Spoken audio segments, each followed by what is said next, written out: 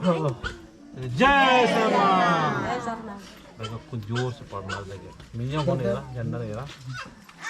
ऐसा तबीयत खराब रही तो मैंने आ सकता है तबीयत थोड़ी ठीक बनना चाहिए आज कुछ तुरंत ठीक होना इतना सत्य न चाल आगे जय सरनाम चल बार चाचा